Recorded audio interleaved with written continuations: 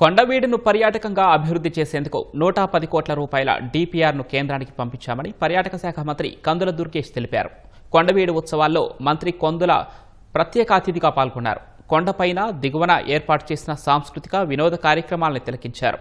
మన చరిత్రను తెలియజేసే కొండవీడు తరహా ఉత్సవాలు రాష్ట్ర బ్రాండ్ ఇమేజ్ను పెంచుతాయని మంత్రి దుర్గేష్ అన్నారు. ప్రైవేట్ సంస్థల భాగస్వామ్యంతో కొండవీడును పర్యాటకంగా అభివృద్ధి చేస్తామని తెలిపారు. చాలా గొప్పదైనటువంటి చరిత్ర ఉన్నటువంటి ప్రాంతాన్ని ప్రపంచం అందరికీ తెలియజేయాలనేటువంటి ఆలోచనతో ఉత్సవాన్ని ప్రారంభించారు. ఇక్కడ పర్యాటక కేంద్రంగా దీన్ని అభివృద్ధి చేయడానికి 110 కోట్లతోటి ఒక డిపిఆర్ని తయారు చేశారు. దాన్ని నేను నిన్న నా లాగిన్ నుంచి సెంట్రల్ గవర్నమెంట్ కూడా ఫార్వర్డ్ చేయడం జరిగింది.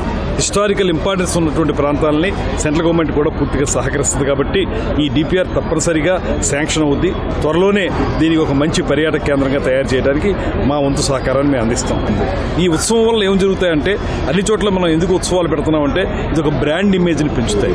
ఇప్పటికే ఈ రాష్ట్రాన్ని ప్రపంచ పర్యాటక గమ్యస్థానంగా నిలబెట్టాలనేటువంటి ఒక ప్రయత్నం ముఖ్యమంత్రి గారు చేస్తున్నారు. అందులో భాగంగానే ప్రైవేటు వ్యక్తులను కూడా ఆహ్వానిస్తున్నాం. ముఖ్యంగా కొండవీడిని ఒక అద్భుతమైనటువంటి పర్యాటక కేంద్రంగా ఇక్కడ ఉన్నటువంటి అద్భుతాలని ప్రపంచం అందరికీ తెలియజెప్పే విధంగా కృషి చేస్తామనేటువంటి మాట తెలియజేస్తున్నాం.